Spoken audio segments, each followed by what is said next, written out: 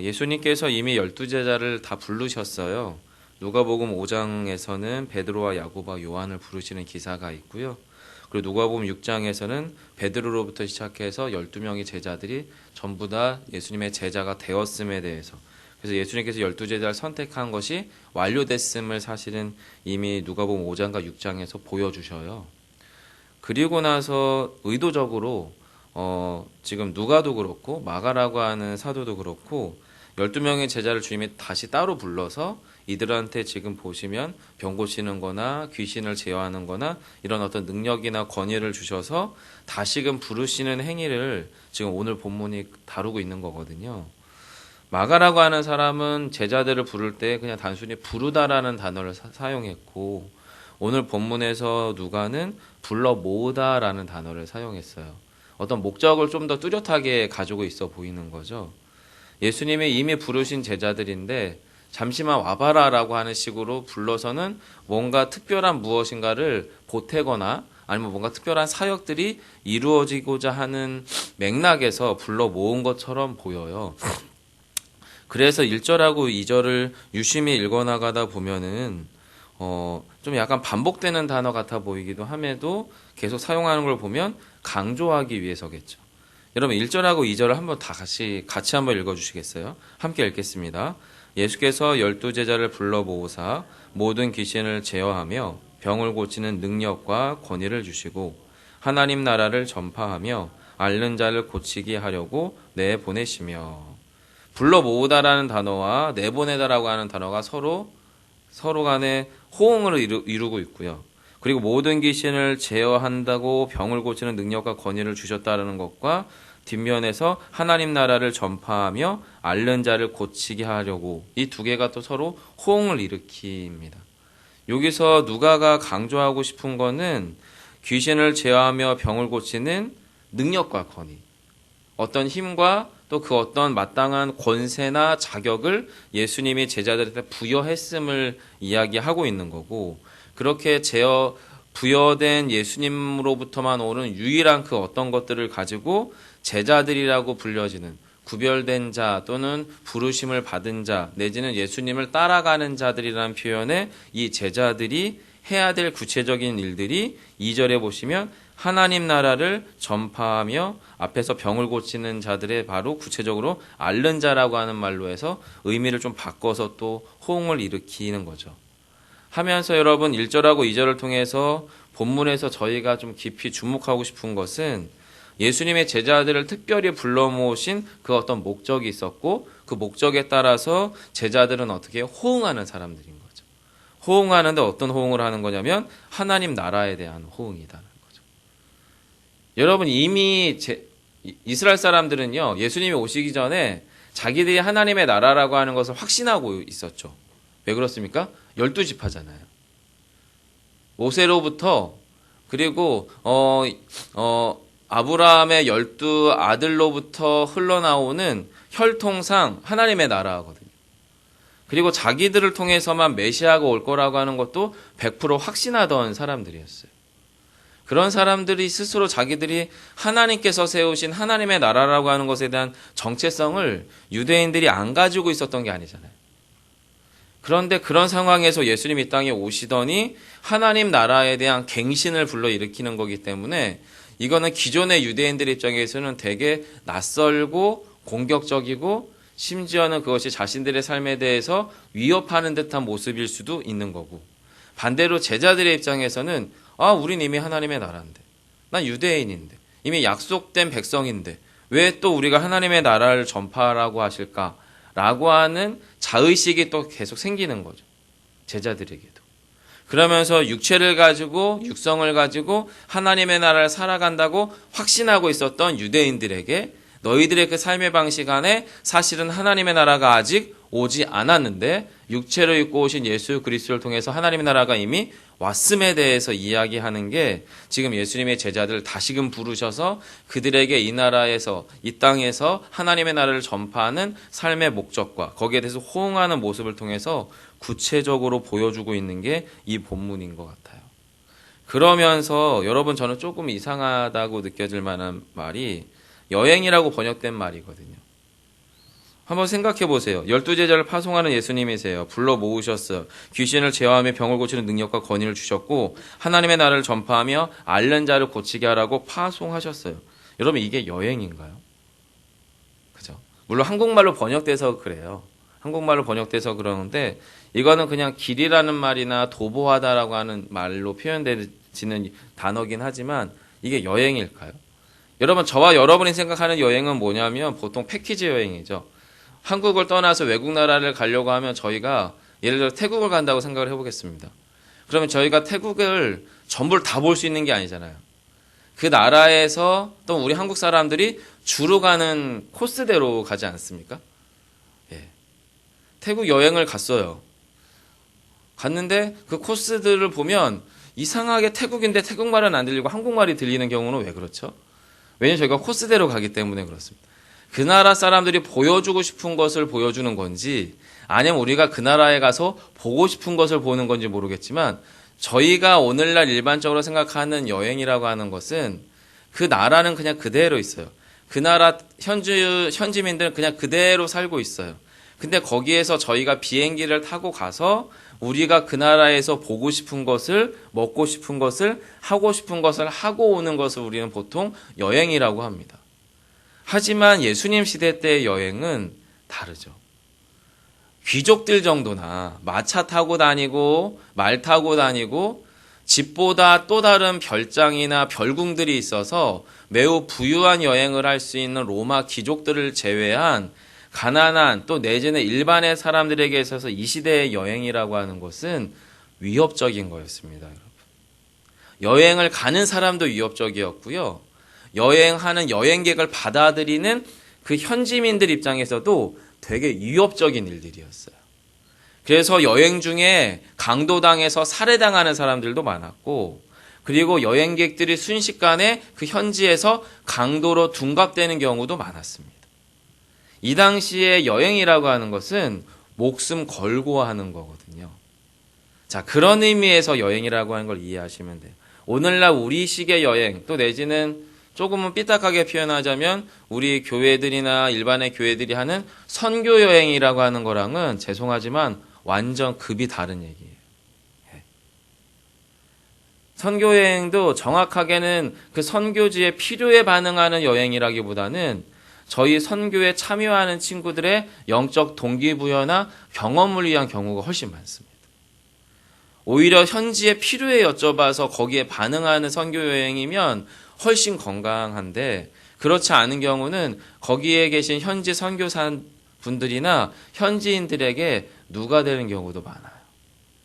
즉 본문에서 나오는 여행이라는 말을 오늘날의 선교 여행이나 내지는 우리의 일반적인 필요나 또는 재미와 즐거움을 위한 여행과는 다르다는 걸 이해하시면 본문에서 여행이라는 말이 이해가 될 거예요.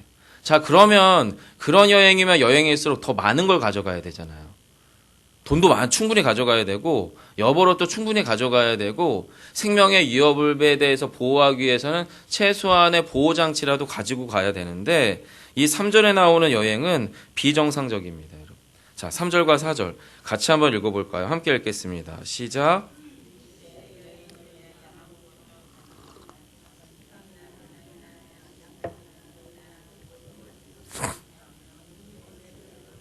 거기서 머물다가 거기서 떠나라. 예. 이것만 얼핏 봐서는 한마디로 얘기하면 거지입니다. 거지. 아무것도 없기 때문에 그냥 하는 도보의 이동은 거지들만 합니다. 왜요? 구걸해야 되니까. 여기서 구걸했으면 저쪽 가서 구걸해야 되거든요. 한 곳에서 계속 구걸할 수는 없거든요. 여러분. 여러분 지금 이 형태로만 보면 이거는 죄송하지만 거지입니다. 거지. 근데 주님이 지금 그렇게 하라는 거예요. 그러면 이제 거기에 대해서 저희가 질문을 해봐야죠. 그 시대의 여행이라는 것은 목숨 걸고 해야 되는 건데 목숨 걸고 하기 위해서는 나를 보호하기 위한 최대한의 장치를 동원해서 가야 되는 여행인데 아무래도 이동성 때문에 많은 걸 충분히 가져갈 수 없으니까 가장 요긴하고 필수적인 걸 챙겨가야 되는 게 그 당시 여행임에도 불구하고 주님은 한마디로 너네 아무것도 가져가지 마라. 지금 본문에 등장하는 것들을 아무거라고 말할 수는 없으니까 가장 기본적인 거죠. 옷 필요하잖아요. 그리고 힘들면 지팡이도 필요하고 때로는 그것으로 짐승들을 계속 물리치면서 써야 되는 무기일 수도 있겠어요. 지팡이라고 하는 게. 최소한의 양식이 있어야 되죠. 왜냐면 마을을 못 만나면 못 먹고 사니까. 양식이나 그리고 양식만 들고 다니기 너무 무거우니까 돈을 가져가는 것도 필요하죠. 되게 긴밀하고 필수적인 것 같아 보이는데 주님이 그것들은 아무것도 하지 말라고 지금 이렇게 이야기하는 거예요. 그럼 왜 여러분 이렇게 거지 같은 방식으로 주님이 그들에게 파송을 해서 그들을 내보내셨을까? 이거에 대해서 우리가 한번 질문해 봐야 된다는 거예요. 우연을 기대하는 걸까요? 여러분 4절에 보시면 어느 집이라고 특정되어 있지는 않지만 어떤 집이에요. 우연을 가장하고 있어 보이지만 절대 우연일 수 없어요. 행색이 초라합니다. 아무것도 가지고 있지 않습니다. 이 사람의 출신 성분이나 이 사람에 대한 일면식이 전혀 없는 그를 받아들일 수 있는 집은 어떤 집이겠어요? 그의 외모만 봐가지고는 이 사람을 받아들일 수 없잖아요. 강도로 돌변할 수도 있는데. 그럼 무엇이 그 안에 서로 통해야 됩니까? 그들이 지금 뭐를 전파한다고요? 하나님의 나라. 또 그들이 하는 게 뭐예요? 병을 고치는 능력과 권위를 주시고 앓는 자를 고치게 하는. 제자들이 가서 무언가 말해요. 제자들이 가서 무엇인가를 행해요. 제자들이 그들과 만나서 무엇인가 살아요. 근데 그들의 삶이나 말함이나 행함이나 고침을 통해서 그곳 가운데 그 일 가운데 참여하고 있는 그 어느 집안에 하나님의 나라가 임해요.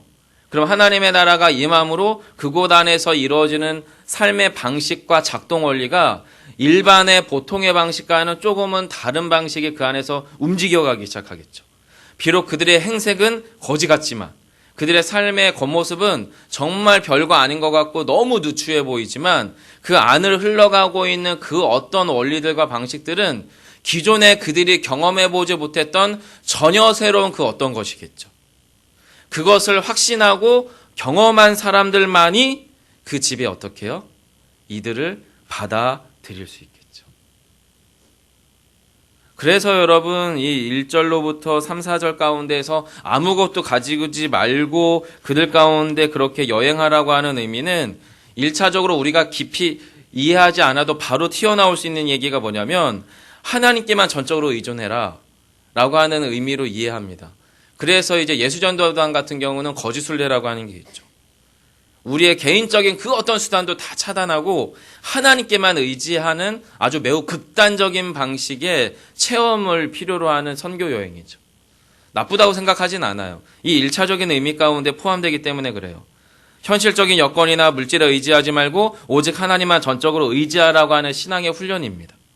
동시에 사사로운 재산에 얽매이지 말고 모든 것을 포기하고 따르던 예수님의 삶과 예수님의 정신에 어떻게 해요? 참여하라라고 하는 맥락으로 지금 이렇게 아무것도 가지지만 여행에 대해서 주님이 권면할 수도 있어요. 하지만 여러분 기독교가 2000년의 역사를 가지고 있거든요. 기독교의 2000년의 역사 가운데에서 가장 아름다우면서도 가장 묘한 기독교의 유산 중에 하나가 뭐냐면 탁발수도회라고 하는 게 있었습니다. 이 탁발수도회라고 하는 게 처음 출발이 뭐냐면 바로 이런 거였어요. 프란치스코 가트라는 사람, 이 사람은 원래는 되게 유명한 염색 공장의 아들이었어요. 그냥 천도 비싼데 이 천에다가 염색까지 해서 내다 파는 사람은 여러분 지금으로 치자면 대기업까지는 아니겠지만 꽤나 중견기업에 준할 만한 갑부집 아들이었거든요.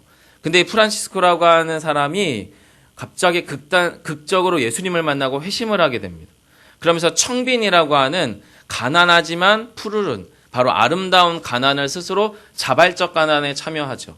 이런 수도회가 있었어요. 여러분 프란치스코는 탁발 수도회의 거의 뒷부분에서 느지막이 출발한 사람들이고 이미 그 전에 탁발 수도회라고 하는 것이 기독교의 정신 유산 안에 아름다운 유산이 있는데 여러분 이들이 처음 세상에 등장했을 때 중세시대에 처음 이 탁발수대가 등장했을 때 세상이 완전 들끓었어요. 완전. 왜냐면 이 사람들은 전혀 새로운 종류의 그리스도인들이었거든요. 엄청난 많은 반향을 일으켰고 깊은 존경을 불러일으키던 사람들인데 여러분 뭐가 많아지면 그 안에 변종이 생길 수밖에 없는 것처럼 이 탁발수도회 가운데 이상한 종류의 수도회가 생겼어요. 깡패 같은 애들. 자발적 가난이 아니라 지능적 가난을 선택하는 사람들이 있었어요. 겉모습은 탁발수도회인데 속은 강도야. 자, 내가 당신네 집에 가서 쉴 테니까 저의 모든 여행과 숙식을 제공해라. 나는 수도의 사람이고 내가 너를 위해서 복을 빌겠다. 그렇게 매우 당당하게 요구를 합니다. 그렇게 했는데 거기에 있는 집사람들이 그들을 거부한다. 저주를 하고 그냥 갑니다. 이상한 종류의 사람들이 등장하기 시작했어요. 중세시대 때.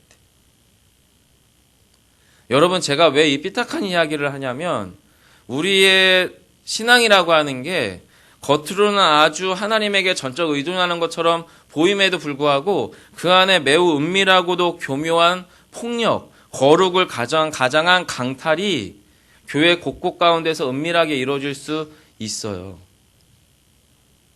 옛날부터 그랬거든요. 중세 때나 고대 때나. 그래서 이 본문에서 예수님이 아무것도 가지지 말라고 하라는 이 극단적인 행동은 이 당시 사람들에게 매우 격렬한 충격을 안겨주는 행동이었을 뿐만 아니라 이 아무것도 가지지 말고 여행할 것에 대해서 참여하는 제자들의 이 제자적인 삶은 오늘날 저와 여러분 가운데 던져주는 의미도 매우 커요. 매우 커요. 제가 가끔은 저희 동기 친구들, 지금 직장 생활을 하는 40 초반의 친구들을 만나면서 대한민국에서 가난해도 미덕이 될 수 있는 몇 안 되는 직업 중에 하나가 목사인 것 같다라고 말을 합니다. 근데 여러분 생각해 보세요. 목사도 먹고 살아야 되잖아요. 그리고 저도 사실은 필요가 있는 사람이겠죠. 그리고 저를 귀하게 봐주시는 많은 주의 성도분들이 알게 모르게 저에 대해서는 저희 가정에 대해서 베풀어 주세요. 너무 감사한 일이에요. 솔직히 필요한 일이고 저에게는 너무나 요긴해요. 근데 때로는 그것이 저라고 하는 사람이 그분들을 대하는 데 있어서 뭔가 미묘함을 발생시키기도 해요. 솔직히는. 근데 그때 제가 그럼 그 상황을 어떻게 처리하냐면 그분들을 위해서 더 특별히 무엇인가 친절하게 해야 될 것 같은 느낌을 들수록 저는 오히려 뻣뻣해지는 경향이 조금 있어요. 서툴러서 그렇고 부끄러움이 많아서 그러니까 이해해 주시고요. 그럼에도 불구하고 제 안에 있는 계속 지속적인 이야기는 제 안에서 의도하지 않게 어떤 것들이 더 흘러와서 저의 삶을 풍족하게 했을 경우 제가 거기서 의도적으로 그 어떤 것들을 또 흘려보내요. 일부러. 저만 그러지 않습니다. 저희 교회 목사님들은 신방 때 커피 사는 목사고요. 밥 사는 목사들입니다. 대부분. 모든 교회 목사님들이 항상 그럴 수 있는 형편이 아닌 것도 알아요. 저희 교회는 어쨌든 어떤 다른 교회들의 여타의 교회들보다는 부유한 사례를 받는 목사일 게 분명하고요. 왜냐하면 저희는 1000명 단위의 교회니까. 그리고 성도들의 도움을 통해서 저희들이 어떤 방식으로 도움을 받는 것도 맞습니다. 근데 그 안에 있는 그 미묘함이라고 하는 게 있다는 걸 말씀드리고 싶은 거예요. 그럼 여러분, 이런 미묘함이 지금 예수님의 이 제자 운동 가운데도 있었는데 그 가운데에서 지금 우리가 계속 붙잡고 가야 되는 것은 예수님께서 왜 제자들을 그렇게 도전하셨냐면 본질적으로 예수님이 그렇게 사셨어요. 본질적으로. 예수님이 어떻게 살았냐면 예수님은 당신이 태어나서 육체를 입고 오시든 안 오시든 이 세상의 주인이세요. 근데 마치 주님이 이 세상의 주인인데도 이 세상의 주인이 아닌 것 같은 방식으로 이 땅에서 사신 거예요. 그 말은 저와 여러분 가운데 던져주는 삶도 마찬가지라는 거예요. 예수님이 주신 삶의 현장에서 우리는 이 세상의 모든 걸 가졌으나 이 세상의 모든 것을 낯선 것으로 여길 수 있는 힘이 우리 안에 있어야 됩니다. 그래야 우리는 물질에 종속되지 않습니다. 우리의 상황에 종속되지 않습니다. 우리의 환경 가운데 얽매이지 않습니다. 오히려 그것들을 다루고 사용해서 이 땅과 이 나라, 이 민족, 우리의 관계들을 하나님의 나라로 만들어갈 수 있는 존재가 그리스도인입니다. 주님이 그렇게 살았고 우리를 그렇게 살도록 요청한다라고 하는 거예요. 만약에 예수님의 제자들에게 그들을 영접했던 그 집, 어떤 집인지 모르지만 그 집들이 제자들의 능력 때문에 그들을 받아들인 거라면 좀 그것은 앞뒤가 맞지 않는 것 같아요. 이게 무슨 이야기냐면 아마도 여러분 제자들이 병을 고치는 능력이 나타난 마을도 있었고 나타나지 않은 마을도 있었을 거잖아요.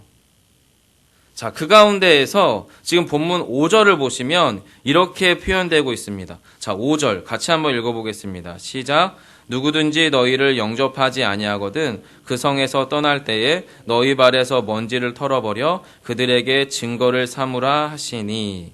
여러분, 지금 이 마을이 어떤 마을인지 특정하지 않아요. 어떤 마을에서 병을 고쳤는데도 제자들을 영접할 수도 있었고 영접하지 않았을 수도 있어요.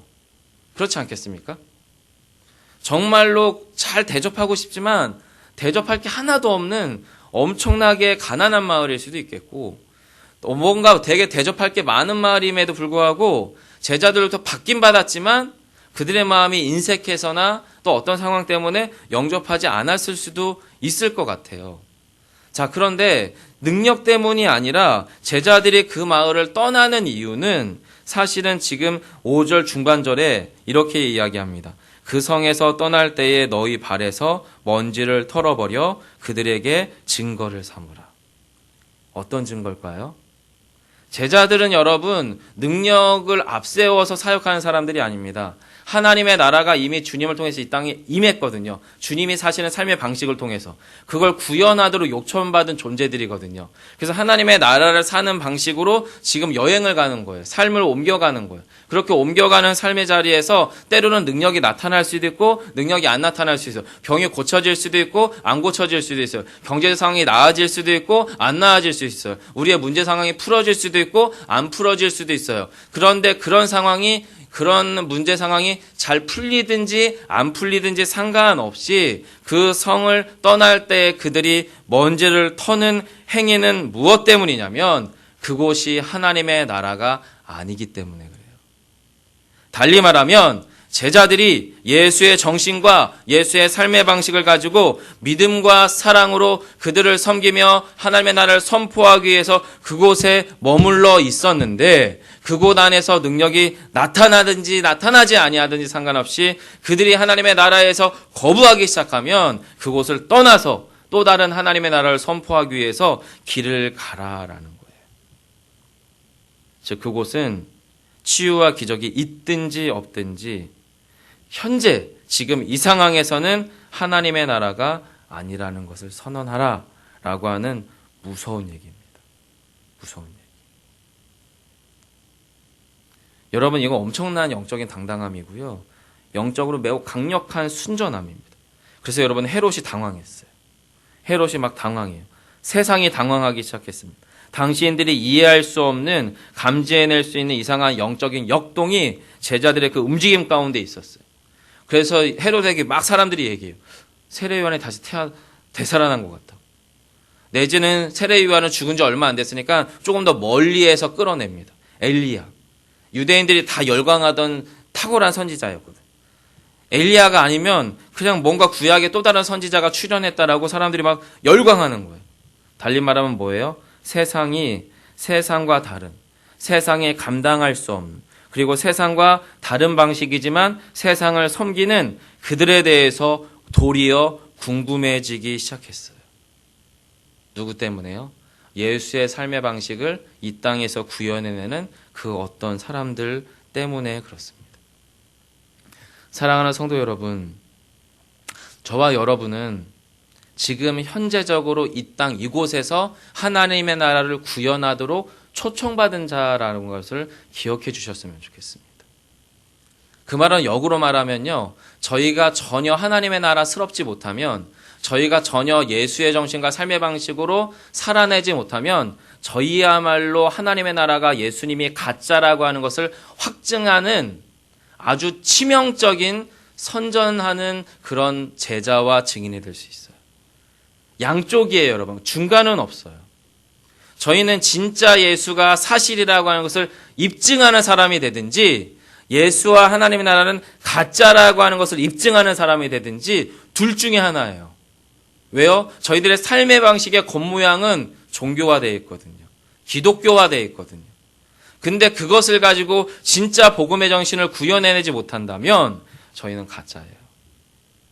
적어도 지금 그 순간. 그래서 여러분 저희들의 삶은 매우 교묘하고 은밀하고 치명적이고 공격적입니다. 지금 이 순간 바로 이곳에서 저희가 진짜 그리스도인이 되는 삶을 살도록 도전받고 있는 겁니다. 저희. 어디서? 우리의 가정에서, 우리의 내면에서, 우리의 교회 안에서, 우리의 관계들 안에서, 우리의 삶의 현실 안에서 가장 지독하게 그리스도를 닮아내야만 지금 나를 통해서 하나님의 나라가 임할 수 있는 거죠.